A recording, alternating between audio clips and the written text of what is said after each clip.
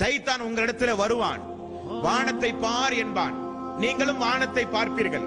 இந்த வானம் எவ்வளவு பிரம்மாண்டமானது, சிந்தித்து பார் என்பான். நீங்களும் சிந்தித்து பார்ப்பீர்கள்.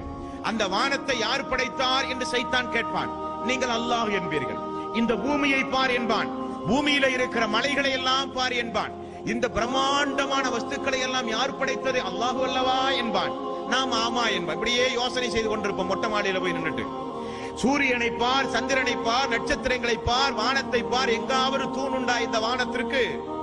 பூமி எவ்வளவு பிரம்மாண்டமானது, எவ்வளவு பெரிய உயிர் ஜீவராசி எல்லாம் அல்லாஹ் படைத்திருக்கிறான், உனக்கு தெரியாதா என்பான். நாம ஆமா ஆமா நம்போம். கடைசியில ஒரு கேள்வி வைப்பான்.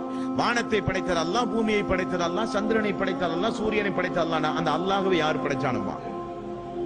ரசூல் ஸல்லல்லாஹு அலைஹி வஸல்லம் அவர்கள் சொன்னார்கள், அந்த நேரத்தில் உடனடியாக நீங்கள் அஊது பில்லாஹி மினஷ் ஷைத்தானிர் ரஜீம் லா இலாஹா இல்லல்லாஹ், வணக்கத்திற்கு தகுதியானவன் அல்லாஹ் ஒருவனை தவிர யாரும் இல்லை என்று சொல்லுங்கள்.